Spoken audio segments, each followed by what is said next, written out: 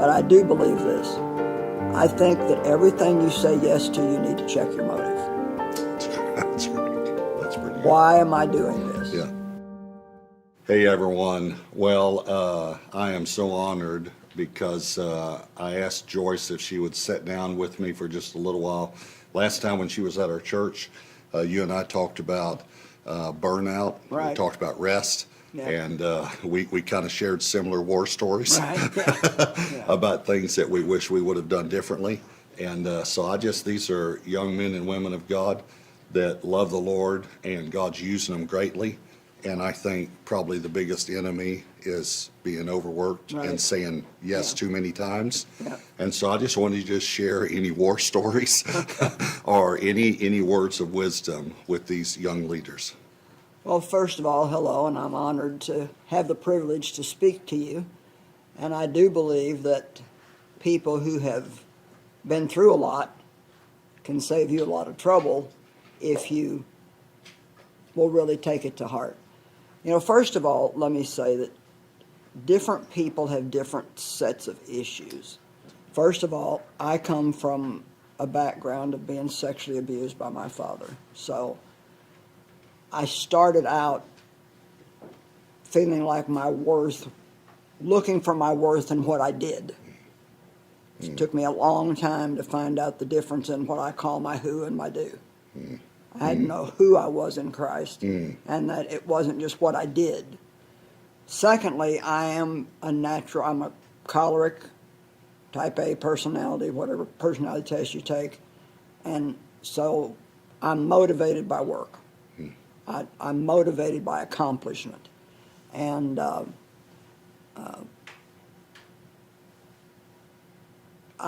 lot of people didn't think that I would be able to do what I felt like God was calling me to do, and so maybe there was a part of me that just wanted to prove to them that they were wrong. But I've been teaching now for 45 years, and the first 5 years were not hard. I just taught a couple of home Bible studies a week. Then I went to work at a church for 5 years, and it got a little bit harder because it was back in the 80s when the Word and Faith movement was going on, and we were having week-long camp meetings, and just busy, and just never doing anything but going all the time. And then when we started Joyce Meyer Ministries, then you have a whole nother set of responsibilities. You've got the financial responsibility. You've got the being afraid half the time nobody will come, and trying to hear from God and know what you should do, and know when to step out, what the right timing is. And so I can literally say that until 4 years ago, pretty much all I did was work. Wow. And you do work hard when you're in ministry, and there's nothing wrong with that. Anybody that's going to be a success is going to work hard. But you have to learn what to say yes to and what to say no to. And I got sick 4 different times from overwork. But I don't even think that I knew that I was working. I don't think that I knew that I was doing something wrong, to be honest. I really don't. I think, it was just what you did. Yeah. I mean, Yeah. you're working for Jesus, but it's kind of interesting. You can't, even when you're working for God, you can't break His laws of rest. Yeah. Just because you're doing it Yeah. in His name. And it would frighten me a little bit when I would get sick, but I'd get over it in 2, 3, 4 days, and I'd go right back to doing what I did. I mean, I was teaching, writing books, and traveling overseas, and it was ridiculous. I look back now, and I don't know how I even stayed alive. But 4 years ago, I started getting really bad taste in my mouth, and my mouth would burn. And it would be that way for just 2 or 3 days, and it would go away. And sometimes I'd put a little peppermint in water and drink that, and that would make it better. And then it wouldn't bother me for a while, and then I'd have another little episode, and then it wouldn't bother me for a while. Well, in December of 2017, I woke up one morning, And it was so bad. I mean, my mouth was dry. I could hardly speak. I felt like my roof of my mouth and my tongue was on fire.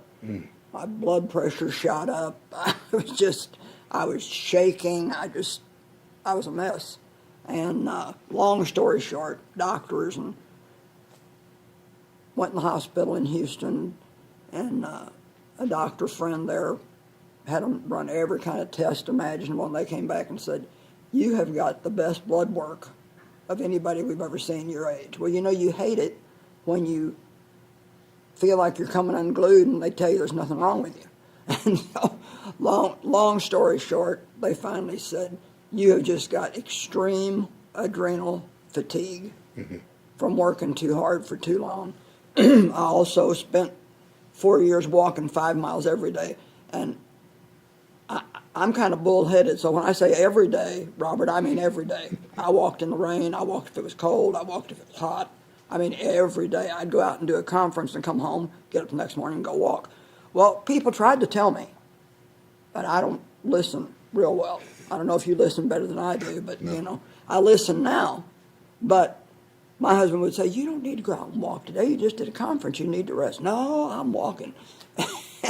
And I think there was even a certain amount of pride in that, in saying, "I walk 5 miles every day." I read a cute little thing. This lady said I named my dog 5 Miles so I could tell everybody I walk 5 miles every day. And first time I had to cancel a speaking engagement because I mean, God had me pinned down. You can't do what I do if you don't have a voice. And I couldn't talk good enough to preach. Well, it turned out I had something called burning mouth syndrome, but almost nobody had even heard of it. Now you can find more information about it on the internet. It's getting to be more widely known. And it can be caused by stress, it can be caused by hormones. I think mine was just caused by stress. I think I just pretty much just fell apart.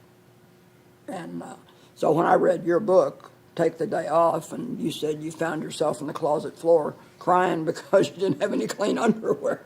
I didn't want you to bring that up, but that's okay. I thought, been there, done that.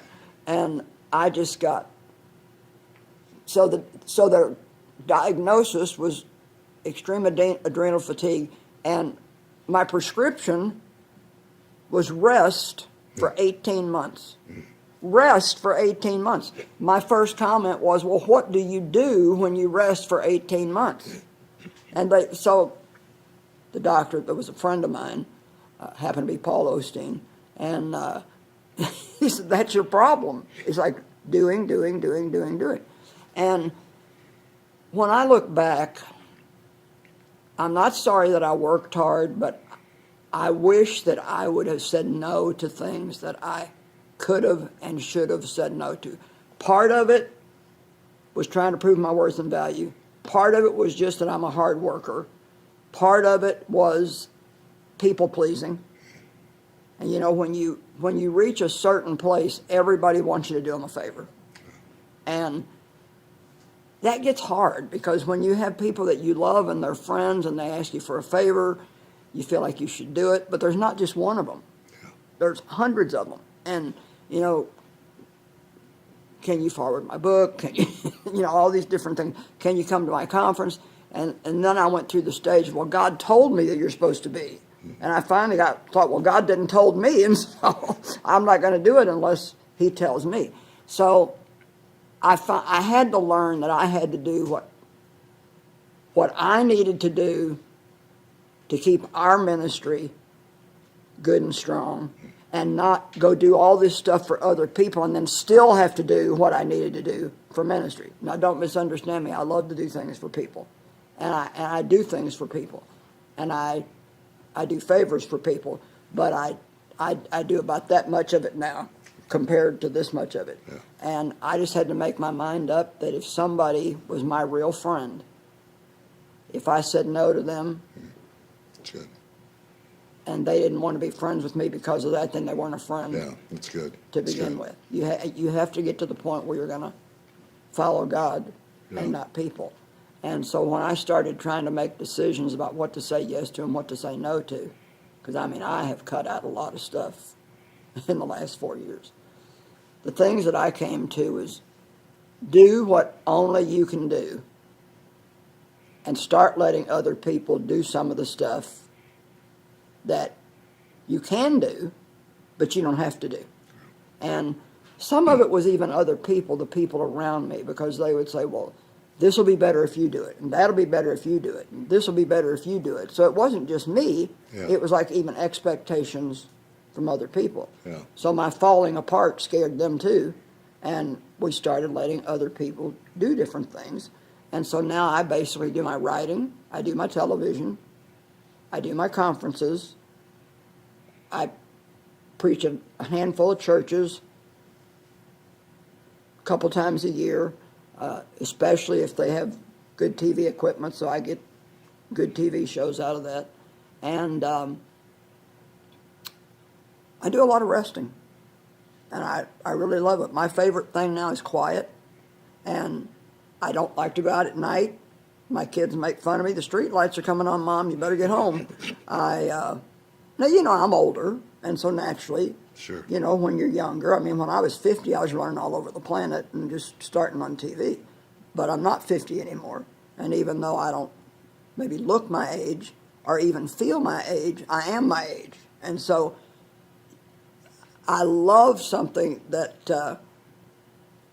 Dr. Henry Cloud said. He put this in one of his books, and this is a good thing for you women and men to remember. He said, anybody who thinks they can always do what they've always done is a fool. Mm-hmm.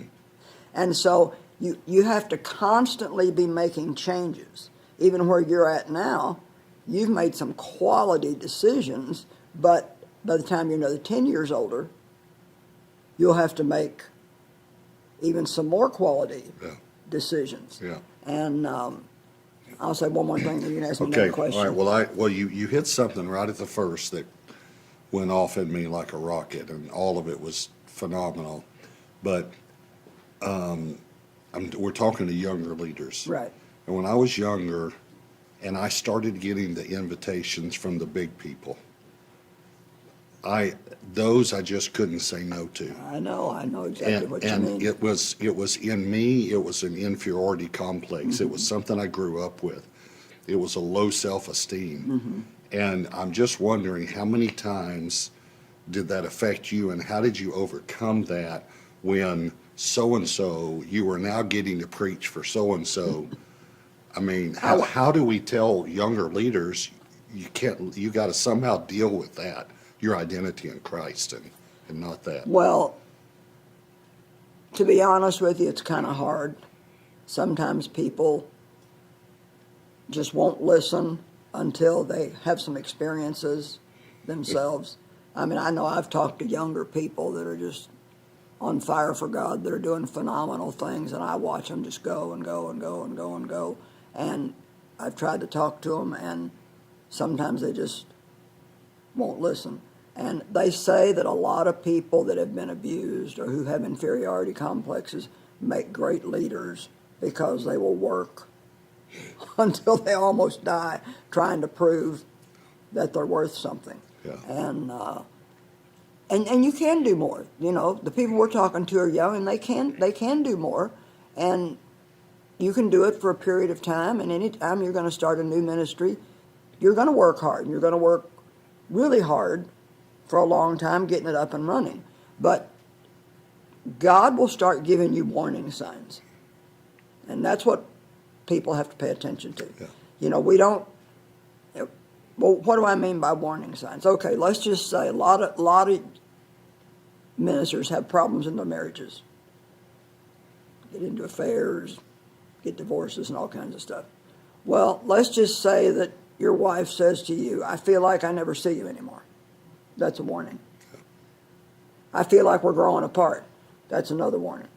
And so if you would listen to those warnings and make a change when you hear those warnings, or, you know, your back hurts and your head hurts and something else hurts, and pretty soon you're getting irritated with everybody because you feel like you're tied in knots all the time and you blame everybody. Well, those are warning signs that something is going wrong and you need to do something before it gets any worse. We don't just need to keep medicating it, Yeah. Till you get to the point where you don't have any choice. And I do a teaching called Ignored Warnings, and I think that a lot of times, even these young people, when you get really, really super tired to the point where you're getting cranky and hard to get along with, take a couple days off and rest. And something that Darlene Scheck told me that really helped me when I started wanting to know what to say yes to and what to say no to, because I knew I couldn't keep saying yes to everything. And I went through exactly what you did, and I have said no now to some things that I would have never 20 years ago had the guts to say no to. And to be honest, and I don't mean this to sound wrong, I don't care who it is now, I don't care how big of an event it is, if it's going to take too much out of me, I won't go do it, and if I try to, my family won't let me. Like, I would love to go overseas again, because I've been to India 9 times and Africa and all over the place, and I would love to go back out of the country, but they won't let me go because the jet lag is too hard on me. And when I said to Darlene, how do you know what to say yes to and what to say no to? She said this, and I thought it was brilliant. She said, before I say yes to anything, I sit down and I think through what it's actually going to take for me to do it. How long is the flight going to be? How long am I going to gone from my kids? How many times am I going to have to change hotels? I mean, I went to Australia one time, and in 22 days, I preached 21 times. Well, that's stupid. Yeah. In 3 different cities. I look back now, and I think that was stupid. I could have preached 15 times and had a day of rest in between. Yeah. And so, like now, I'm getting ready to read an audio book, and that's a little hard on my voice. And so I used to do them in 2 days, straight through, get it done, bang, bang, move on to something else. Now I take a week and I take a day in between to rest my voice. And so you can do so many things if you'll just add in that Sabbath. Like, what you said in your book was so brilliant about the Sabbath. It's a gift to us. It's not like a law that we have to follow. It's a gift to us, and that doesn't mean it has to be on Sunday, but we need that rest. It's a time to rest and rebuild and build your body up. But I do think that maybe people need to ask themselves, why do I feel that I need to do this? It's good. Why can't I say no? Yeah. Why can't I stop? I had Dr. Don Colbert told me one time, he said, you have kept the gas pedal to the floor so long that now it's stuck there and you can't get it off. And he said, your mind is stronger than your body. Now that's an interesting statement. It was like my body was crying out, help me, I'm sick. But my mind was so strong and I was so determined. And when you have a call from God in your life, you're passionate about it. I mean, you want to do everything you can to serve God. Yeah. But we do have to be careful in the kingdom that we don't just have the same problems the world does, where we're just trying to outdo somebody else and be the biggest and the best and the most and all that. So one more question, and then I'll let you close with whatever you want to close with. We're leaders in our organizations, pastors or organization, whatever it is. But you talked about your family. So I have a group that's my lead team, but then a friend of mine that's been friends 30 years. And I submit every speaking request to them. That's good. And it goes to them first, and only about 5% of it ever gets through. Because they know this isn't it. And we also sat down with Henry Cloud and said, what's God called you to do? How effective will this be? How efficient will this be? How much energy will this take? Yes. Kind of the ease he just took us through.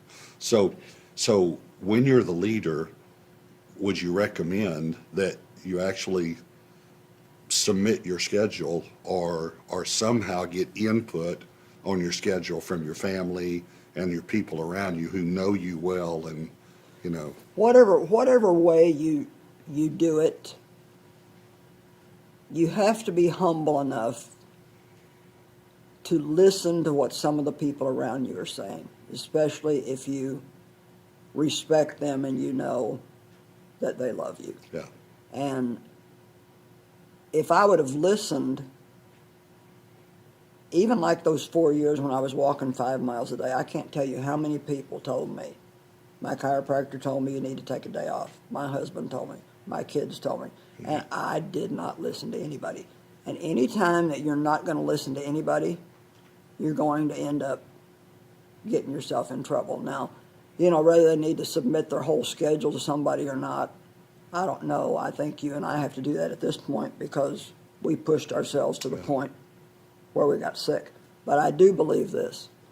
I think that everything you say yes to, you need to check your motive. That's great. That's pretty good. Why am I doing this? Yeah. Why am I doing this? That's I mean, good. I had somebody just recently say, if you come, we'll give you thus and so honorarium. And it was big. And why can't take it just, I'm losing my integrity if I take it just because of the money, because I wouldn't do it if, That's right. So we have to ask ourselves why we're doing things and be honest, because God doesn't really care so much what we do as he does why we're doing it. That's good. So if our motive isn't right, am I doing this just to look like a big shot? Yeah. Am I doing this to keep up with everybody else? And one of the things that you can do is listen to yourself. And if you're constantly talking about what you're doing, especially if it gets over into bragging, That's great. Yeah. then sometimes now, because I know better, I'm on the other side of it. You get together with a bunch of preachers, and it's just like a contest to see who can tell you the most of what they're doing and how big their church is. And, my church is the third biggest in the union, and all this stuff, and all the important people I know, and name dropping. And it just, God doesn't want us to live like that. He wants us to do what we do for him, for right reasons, and to listen to him in the midst of doing it, and to work, but to rest. Even God rested. Yeah. That's a pretty big one there. Okay, so my last question, and then you, if you said you had something else you wanted to share, but if you could go back and talk to yourself 30 years ago when the ministry was really taking off and all these things were happening, and you could give yourself one or two pieces of advice, what would you say? Well, I would hope that I could not be a people pleaser and just be a God pleaser. Because if you are a people pleaser, you're going to take things for the wrong reason. And if you go and do something that you really don't want to do, just because you're afraid somebody's not going to like you if you don't, that's not a right reason. I would have done probably 95% of what I did, but the 5% that I didn't have to do, if I would have taken just that time and rested, I might have not got in the condition that I was in. I would pay more attention to the warnings that my body was giving me, and I would let other people around me do some of the things that they could do. And one of the things, Pastor Robert, that really helped me was I started to measure fruit compared to effort. And so, is the effort I'm putting in this, is the fruit I'm going to get from this, is it equivalent to the effort that I'm putting into it? So if I'm going to work to go do something for somebody else, and it's going to take 4 days of my time, why am I doing that? Do I really just love this person? I want to do them a favor? Do I really believe that this is what God wants me to do? Or am I doing it just because it's a big thing and I want to be able to say that I did it? Or I want to see my my picture on the the magazine, you know, that I'm one. It's amazing what happens, how things change when you start asking yourself why you do things. And I guess in closing, I just want to say, you're valuable, you're precious to God, you have an anointing and a wonderful call on your life, and you need to protect it. Don't wear yourself out to where, my husband has a saying that he always says, fast and fragile, slow and solid. And so be a little patient, use some common sense, which I really believe wisdom is sanctified common sense, and take care of yourself. Even little things like try to get 7-8 hours sleep a night, drink plenty of water, get some exercise, don't eat excessive amounts of sugar. There's little things like that that you can do that will really help your health if you will do that. And don't think that you're the one person that can do the wrong thing and get by with it, because eventually it always catches up with you. Wow. Well, thanks. Thank you. Thanks for sitting down with us, and I just pray, I know God will use this in your life, and I love you young leaders, and so just take what the Lord spoke to you today, and then get away with the Lord and spend some time and just say, Lord, these things jumped out at me, and what do I need to do about this? And I love you guys so, so much. God's going to use you for the kingdom, but don't let the devil has Right. a steel toe. Exactly In other words, right. once he gets it in just the door, Right. he's going to come in and he's going to try and destroy you. And we've seen so many men and women who've just fallen away from their call of God. Can I say one more thing? Yes, absolutely. A doctor told me, remember I told you I got sick 4 times? Yeah. And he told me every time you do this to yourself, it's harder to come back the next time. Mm-hmm. And so people might wonder, since I had such a terrible time 4 years ago, where am I at now and how am I doing now?